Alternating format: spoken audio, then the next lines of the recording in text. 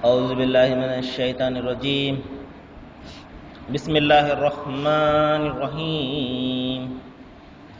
يا أيها الذين آمنوا استعينوا بالصبر والصلاة إن الله مع الصابرين ولا تقولوا لمن يقتل في سبيل الله أموات بل أحياء ولكن لا تشكرون.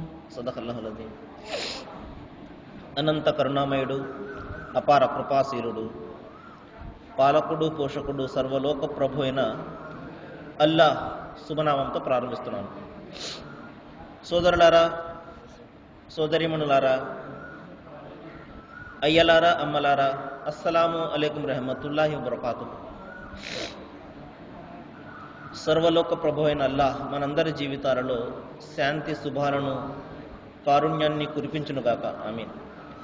ఇంతవరకు మీ ముందు మనందరి మార్గదర్శక గ్రంథం, మనందరి దైవం విశ్వప్రభు అల్లాహ్ అవతరింపజేసినటువంటి చివరి దైవ గ్రంథమైన దివ్య ఖురాన్ నుండి 154వ వాక్యం యొక్క అరబీ మూలంను పఠించడం జరిగింది.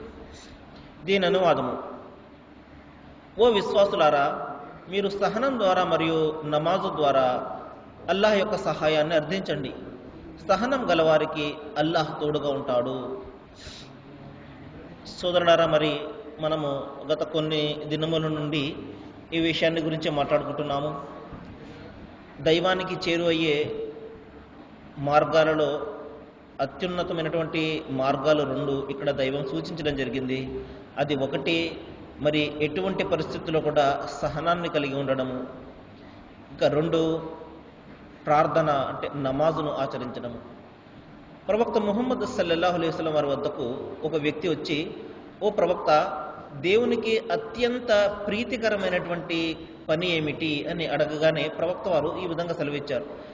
మరి నిర్ణీతమైనటువంటి సమయంలో క్రమం తప్పకుండా ప్రార్థనను అంటే నమాజును ఆచరించడము దైవానికి అత్యంత ఇష్టమైనటువంటి పని అని ప్రవక్త వారు చెప్పడం జరిగింది.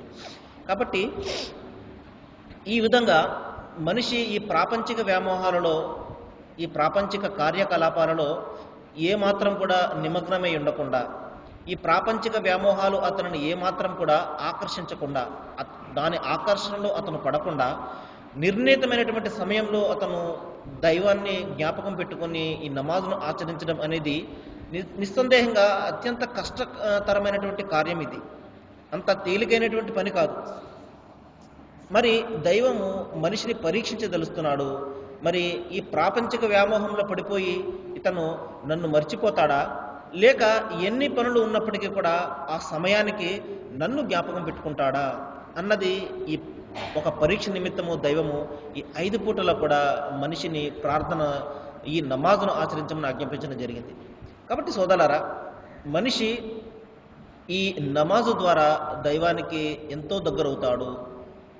మరి ఈ అద్భుతమైనటువంటి ఈ ఆరాధన అనేది, ఈ నమాజు అనే ఆరాధన మనిషి జీవితంలో ఏ మార్పులను తీసుకువస్తుంది? ప్రవక్త ముహమ్మద్ సల్లల్లాహు అలైహి వసల్లం వారు ఒక ప్రవచనంలో ఈ విధంగా సెలవిచ్చారు. మరి ఏ దాసుడైతే దైవాన్ని అత్యంత ఎక్కువగా ప్రేమిస్తాడో, దైవాన్ని ఎక్కువగా విశ్వసిస్తాడో, మళ్ళీ ఇంకొకసారి జ్ఞాపకం చేస్తున్నాను సోదరులారా, దైవాన్ని విశ్వసించడం అంటే ఈ సమస్త సృష్టికి కర్త ఒక్కడు, ఆయన తప్ప మరొక ఆరాధ్యుడు లేడు అన్న ఈ సత్యాన్ని మన జీవితంలో స్థాపించడము, మన మనస వాచ కర్మేణ ఈ సత్యాన్ని అమలుపరచడము, ఇది నిజంగా దైవం పట్ల విశ్వాసానికి తార్కాణం అన్నమాట. కాబట్టి మనలో ప్రతి ఒక్కరు కూడా దైవాన్ని నమ్మేవారే, దైవాన్ని విశ్వసించేవారే. అయితే దైవాన్ని ఏ విధంగా విశ్వసిస్తున్నాము అనేది ప్రధానమైనటువంటి అంశం అన్నమాట. కాబట్టి సృష్టికి కర్త ఒక్కడే, దైవం ఒక్కడు మాత్రమే. ఆయన 2 కాదు, ఆయన 3 కాదు, ఆయన 3 కోట్ల మంది కాదు, ఆయన కేవలం ఒక్కడే. ఆయన ఒక్కడు మాత్రమే ఆరాధనకు అర్హుడు, ఆయన ఒక్కడు మాత్రమే సమస్తాన్ని సృష్టించిన వాడు అన్న ఈ సిద్ధాంతాన్ని, ఈ విశ్వాసాన్ని కలిగి ఉండడమే దేవుని విశ్వసించడము అన్న దానికి తార్కాణం అన్నమాట. కాబట్టి ఆ విశ్వాసానికి మరి రుజువు ఏమిటంటే, మరి 5 పూటలా కూడా దైవం నిర్దేశించిన విధంగా ఈ నమాజును ఆచరించడం, ఈ ప్రార్థనను ఆచరించడం. కాబట్టి విశ్వాసము ఈ ఆచరణ రెండూ కలిస్తేనే విశ్వాసము పరిపూర్ణమవుతుందన్నమాట. ప్రవక్త ముహమ్మద్ సల్లల్లాహు అలైహి వసల్లం వారి వద్దకు ప్రవక్త వారు ఒక సందర్భంలో ఈ విధంగా సెలవిచ్చారు. ఏ దాసుడైతే మరి దైవం ఒక్కడే అన్న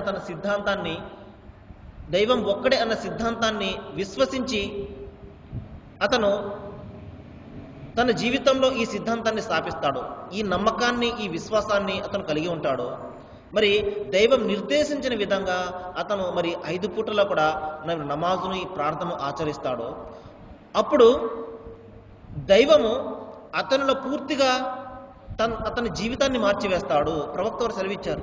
మరి దైవం అతని కళ్ళు అయిపోతాడు. మరి ఏ కళ్ళతో అతను చూస్తాడు అంటే ఆ కళ్ళతోటి అతను మంచినే చూస్తాడు కానీ చెడుని అంత మాత్రం కూడా చూడడు. మరి దైవము అతని మనస్సు అయిపోతాడు. ఏ మనస్సుతో అతను ఆలోచిస్తాడు అంటే అతని మనస్సు అంతా కూడా దైవత్వంతో నిండి ఉంటుందన్నమాట. అంటే అతను మంచినే ఎప్పుడు కూడా ఆలోచిస్తుంటాడు. చెడు అనేది ఎంత మాత్రం కూడా అతని మనస్సు నుండి అతను రానివ్వడు అనమాట. అంటే చెడు ఆలోచనలు ఎంత మాత్రం కూడా మనస్సు నుండే రావు. ఇక దైవం అతని చేతులైపోతాడు. ఏ చేతులతో అతను పనులు చేస్తాడు అంటే అతని చేతుల ద్వారా మంచి జరుగుతుంది, అందరికీ సహాయమే జరుగుతుంది, అందరికీ సంక్షేమమే జరుగుతుంది, కానీ ఎవరికి కూడా హాని రాదనమాట. మరి దైవం అతని కాళ్ళు అయిపోతాడు. మరి ఏ కాళ్ళతో అతను నడుస్తాడు అంటే అతను మంచి వైపునకే నడుస్తాడు, ప్రజలను ఆదుకునే నిమిత్తమే అతను నడుస్తాడు. మరి ఈ విధంగా సంక్షేమము, ప్రజలకు బాగు చేయడము, మరి ఎక్కడైతే మంచి ఉన్నదో అక్కడికి మాత్రమే అతని కాళ్ళు వెళ్తాయి. ఈ విధంగా అతని శరీరంలో ప్రతి అవయవం కూడా దైవత్వంతో నిండిపోయి ఉంటుంది. అంటే దైవం ఏదైతే ఆదేశిస్తాడో అది మాత్రమే అతను చేస్తాడు, ఏదైతే దైవం నిర్దేశిస్తాడో అది మాత్రమే అతను ఆలోచిస్తాడు. ఈ విధంగా అతని మొత్తం శరీరం అంతా కూడా మరి దైవము పూర్తిగా మార్చివేస్తాడు అని చెప్పేసి ప్రవక్త వారు సెలవిచ్చారు. ఇంత అద్భుతమైనటువంటి మార్పును ఈ నమాజు అనే ఆరాధన ప్రతి మనిషిలో కూడా కలుగు చేస్తుంది సోదరులారా. అయితే ఇక్కడ ప్రశ్న ఏంటంటే మరి నమాజు చేసే వాళ్ళందరూ కూడా ఆ విధంగా మారడం లేదండి అన్న ప్రశ్న వస్తుంది. సోదరులారా, మరి ఇంతకు ముందు నేను ఒక ఉదాహరణ చెప్పాను. మరి బాగా ఉన్నటువంటి ఒక కారును డ్రైవింగ్ రానివాడు డ్రైవింగ్ చేసి అతను యాక్సిడెంట్ చేశాడు అనుకోండి, ఆ తప్పు కారుది ఎంత మాత్రం కూడా కాదు, ఆ డ్రైవర్ది అవుతుంది. అదేవిధంగా ఆచరణను మనము సరిగ్గా చేయలేదనుకోండి, ఆ లోపము మనదది. మనిషి బలహీనమైనటువంటి వాడు కాబట్టి లోపము మనిషితో అవుతుంది, కానీ ప్రార్థనది ఎంత మాత్రం కూడా, నమాజుది ఎంత మాత్రం కూడా లోపం కాదు సోదరులారా. కాబట్టి ఆ విధమైనటువంటి మార్పును ప్రతి మనిషిలో కూడా కలుగజేసి ఒక మంచి దైవారాధకునిగా, మంచి విశ్వాసిగా, ఒక మంచి మనిషిగా మార్చడమే ఈ నమాజ్ యొక్క ప్రధానమైనటువంటి ఉద్దేశం. అయితే రండి సోదరులారా, మరికొన్ని విషయాలు నేను నమాజుల గురించి చెప్పడానికి ప్రయత్నం చేస్తాను.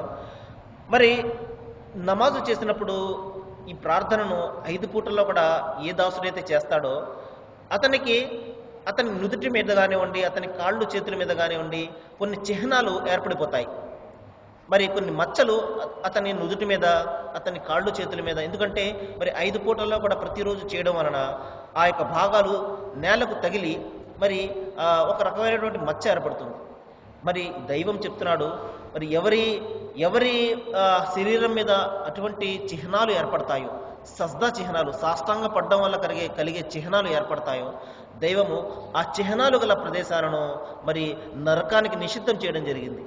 అంటే ఆ చిహ్నాలు ఎవరిలైతే ఉంటాయో, మరి ఎవరిలైతే ఉంటాయి, ఎవరైతే మనస వాచ కర్మేణ మరి దైవానికి ఎవరైతే సాష్టాంగ పడతారో, నమాజుని ఎవరైతే ఆచరిస్తారో అటువంటి వాడికి ఆ చిహ్నాలు పడతాయి. అటువంటి చిహ్నాలు గల వ్యక్తికి దైవం నరకాన్ని నిషిద్ధం చేశాడు. అంటే నరకంలోనికి ఎంత మాత్రం కూడా అవి తీసుకువెళ్ళవు అని చెప్పేసి అంతిమ గ్రంథం ఖురాన్లో దైవం సెలవిస్తున్నాడు. మరి దైవం సెలవిస్తున్నాడు, సీమాహుం ఫీ వుజూహిహిం మిన్ అసరి సుజూద్, సజ్దా చిహ్నాలు వారి ముఖాలపై కనబడతాయి, వాటి వల్ల వారు ప్రత్యేకించబడతారు. ఒక స్పెషల్ కేటగిరీగా దైవం వద్ద వారు మరి పేరును సంపాదించుకుంటారు. స్పెషల్ కేటగిరీ ఎందుకంటే దాసులందరూ కూడా మరి ప్రపంచంలో ఉన్న మానవులందరూ కూడా దేవుని దాసులే, అందరూ కూడా ఆయన చేత సృష్టించబడ్డవారే. కానీ ఆ దాసులలో చాలా కొద్ది మంది మాత్రమే మరి సమయానికి 5 పూటల్లో కూడా మరి తన 24 గంటల సమయంలో 5 పూటల్లో కూడా దేవుని గృహానికి వచ్చి మస్జిద్కి వచ్చి, మస్జిద్ అంటే అర్థం ఏమిటంటే సోదరులారా సజదా చేసే చోటు అని. సజదా అంటే సాష్టాంగము అని. కాబట్టి సాష్టాంగం చేసే చోటు, దైవాన్ని ఆరాధించే చోటు అని ఇక్కడ మస్జిద్ అంటే అర్థం. అయితే సోదరులారా, ఇక్కడ మస్జిద్లోనే దైవం ఉంటాడా అని చెప్పేసి అర్థం ఎంత మాత్రం కూడా కాదు. నేను అనేక సార్లు చెప్పాను, మరొకసారి చెప్తున్నాను, దైవం సర్వాంతర్యామి. ఆయన లేనటువంటి ప్రదేశం లేదు. సర్వాన్ని కూడా ఆయన వ్యాపించి ఉన్నాడు. ఒక చిన్న పిల్లవాని చేతిలో బంతి ఏ విధంగా ఇమిడిపోయి ఉంటుందో అదేవిధంగా దేవుని యొక్క మరి ఆయన చేతిలో సమస్త విశ్వం కూడా ఇమిడిపోయి ఉన్నది. సమస్తం కూడా ఆయన వ్యాపించి ఉన్నాడు. ఇదేంటండి, సమస్తం కూడా వ్యాపించి ఉంటే ప్రతీది కూడా దైవమేనేనండి? మరి చెట్టు దైవమే, పుట్ట దైవమే, మరి ఈ ప్రతి ఒక్కరు కూడా దైవమేనా అన్న ప్రశ్న వస్తుంది. మరి అది కూడా తప్పు సోదరులారా. దైవము సర్వాన్ని వ్యాపించి ఉన్నాడు అంటే అర్థం ఏమిటంటే ఆయన యొక్క జ్ఞానం అంతా కూడా వ్యాపించి ఉన్నది, ఆయన శక్తి సామర్థ్యాలు అంతా కూడా వ్యాపించి ఉన్నాయి, ఆయన అధికారం అంతా కూడా వ్యాపించి ఉన్నది. ఏ విధంగా అయితే సూర్యుని కాంతి సమస్త విశ్వాన్ని వ్యాపించి ఉన్నదో, సూర్యుడు ఎక్కడున్నాడు అంటే మనం పైన చూపిస్తాం, కానీ ఇక్కడ ఉండేది ఆయన వెలుగు. అదేవిధంగా సృష్టికర్త ఆయన తన సింహాసనం మీద అధిష్ఠీనుడే ఉన్నాడు, ఆయన అధిష్ఠించి ఉన్నాడు. కానీ సమస్త విశ్వం కూడా ఆయన శక్తితోటి వ్యాపించి ఉన్నది, ఆయన జ్ఞానము ఆవరించి ఉన్నది సమస్తం కూడా. ఏ విధంగా అయితే ఒక వ్యక్తి చేతిలో బంతి ఉంటుందో అదేవిధంగా సమస్త విశ్వం అంతా కూడా సృష్టికర్త చేతిలో ఇమిడి ఉన్నదన్నమాట. కాబట్టి ఇక్కడ సమస్తాన్ని వ్యాపించి ఉన్నాడు అంటే ప్రతీది దైవం అని అర్థం కాదు సోదరులారా, ప్రతీది కూడా దైవానిది అని అర్థం చేసుకోవాలి మనం. చెట్టు దైవానిది, పుట్ట దైవానిదే, మరి సముద్రాలు దైవానివే, ఈ యొక్క కొండలు కోనలు సమస్త జీవులు అన్నీ కూడా దైవానివే అని అర్థం చేసుకోవాలి. కానీ సమస్తము కూడా దైవమే అని అర్థం ఎంత మాత్రం కూడా కాదు. ఆ విధంగా అర్థం చేసుకున్నామంటే మళ్ళా మనము పప్పులో కాలేసినట్టే మన విశ్వాసము తూట్లు మనము పుడుచుకుని ఉంటాయి. కాబట్టి సోదరులారా, దైవం ఒక్కడే అన్న అర్థం ఏమిటంటే ఆయన సమస్తాన్ని కూడా వ్యాపించి ఉన్నాడు అంటే అర్థం ఏమిటంటే ఆయన శక్తి సామర్థ్యాలు అన్నీ కూడా వ్యాపించి ఉన్నాయని. కాబట్టి దైవం చెప్తున్నాడు, మరి ప్రళయ దినాన మరి ఎవరైతే ఈ విధంగా నమాజు ద్వారా ఈ విధంగా చిహ్నాలు కనబడతాయో వారు ప్రత్యేకించబడతారు. తన దాసుల్లో మరి ఈ విధంగా 5 పూటల నమాజును ఆచరించే వారిని దైవము నిస్సందేహంగా ప్రేమిస్తాడు. సమస్త సృష్టిలో వాళ్ళు అంటే దైవానికి అత్యంత ప్రేమ ఉంటుంది. ఎందుకంటే సమస్త సృష్టి అంతా కూడా మరి ప్రాపంచిక కార్యక్రమాలలో మునిగిపోయి ఉంటే ఈ కొద్ది మంది దాసులు తమ పనులన్నిటి కూడా విడిచిపెట్టుకుని మరి ఎటువంటి లాభాన్ని కూడా వారు కోల్పోవడానికి సిద్ధంగా ఉండి మరి దేవుని గ్రహానికి వచ్చి వారు నమాజును ఆచరించడం అనేది దైవానికి అత్యంత ఇష్టమైనటువంటి పని. ఆ తర్వాత సోదరులారా, ఇంకా ఈ నమాజు ద్వారా మనిషిలో ఒక ఆత్మవిశ్వాసం కలుగుతుంది. మరి ఎటువంటి చెడులనైనా ఎటువంటి అలవాట్ల నుండైనా నేను బయటపడగలను అన్న ఒక ఆత్మవిశ్వాసం కలుగుతుందన్నమాట. సోదరులారా, ఈ రోజున మనం చూస్తున్నాము, మరి మనలో ప్రతి ఒక్కరం కూడా ఏదో ఒక విధంగా చెడులకు లోనై అలవాట్లకు లోనై ఉన్న వాళ్ళమే. కొంతమందికి మరీ చెడు అలవాట్లు ఉంటాయి, మరి కొంతమందికి కొద్దిగా చెడు అలవాట్లు ఉంటాయి. అలవాట్లు అనేవి ప్రతి వ్యక్తిలో కూడా ఈరోజు మనము చోటు చేసుకునే ఉంటాయి. ఈ అలవాట్లు ఏం చేస్తాయంటే మనిషిని మరి క్రమక్రమంగా మార్గ విహీనత వైపునకు తీసుకుని వెళ్తాయి, దేవుని నుండి దూరంగా చేస్తుంటాయి. కాబట్టి మనిషి ఈ అలవాట్ల నుండి బయటపడాలి అంటే అతనికి ఆత్మ నిగ్రహం కావాలి.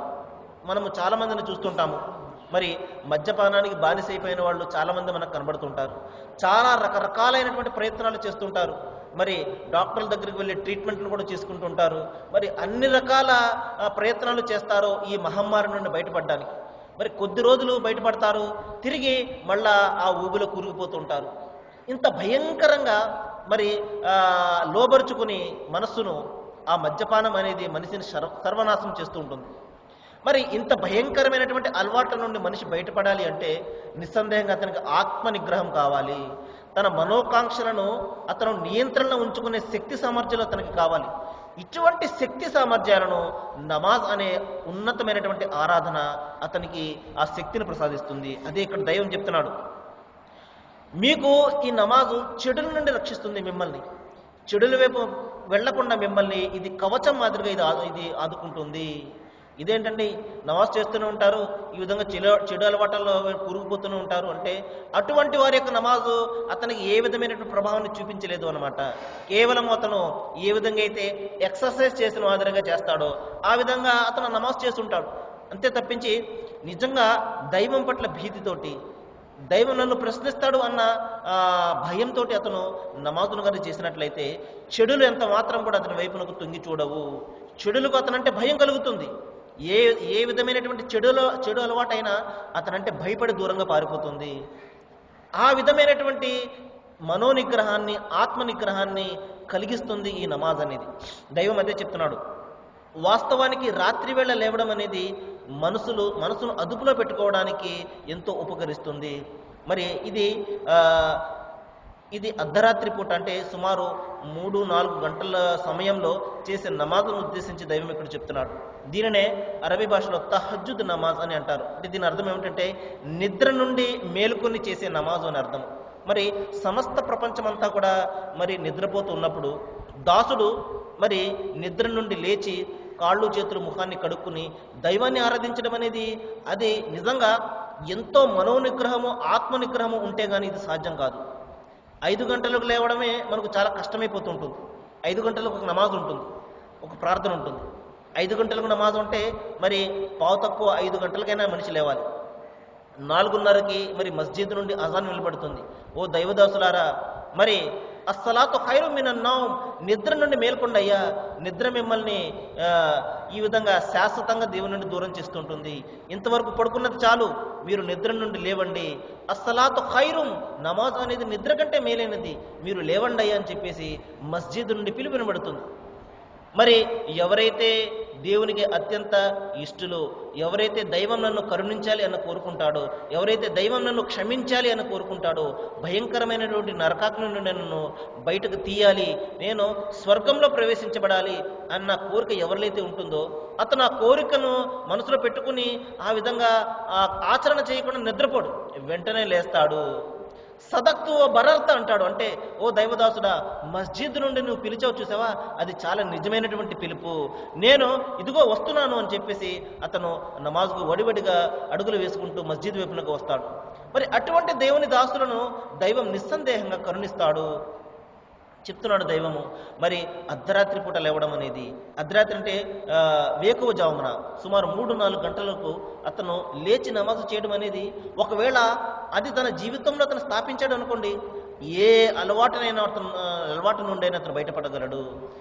ఆఖరికి అతనికి టీ అలవాటు ఉన్నా కూడా దాని నుండి అతను బయటపడతాడు. ఇదేంటంటే టీ తాగడం తప్ప అంటే తప్పు కాదు సోదరులారా. ఏ అలవాటు అయినా కూడా దేవుని ఆరాధన నుండి మనల్ని దూరం చేయకూడదు. ఏ అలవాటు అయినా కూడా దేవుని ప్రేమ కంటే ఎక్కువ అవ్వకూడదు. మనలో ఏ అలవాటు అయినా కానివ్వండి, ఏ అలవాటు అయినా దేవుని ప్రేమ ముందు, సృష్టికర్త అయినటువంటి అల్లాహ్ యొక్క అభిమానం ముందు, ఆయన ఆప్యాయత ముందు మనకు ఏది కూడా కాదు. మన తల్లిదండ్రులు కానివ్వండి, మన భార్య బిడ్డలు కానివ్వండి, మన వ్యాపారాలు కానివ్వండి, మన డబ్బులు కానివ్వండి, మన ధనము, మన బంగారాలు, ఏదైనా కూడా అల్లాహ్ మరియు ఆయన ప్రవక్త కంటే, సృష్టికర్త అయినటువంటి దైవము మరియు ఆయన ప్రవక్త కంటే ఏది కూడా ఎక్కువ కాదు.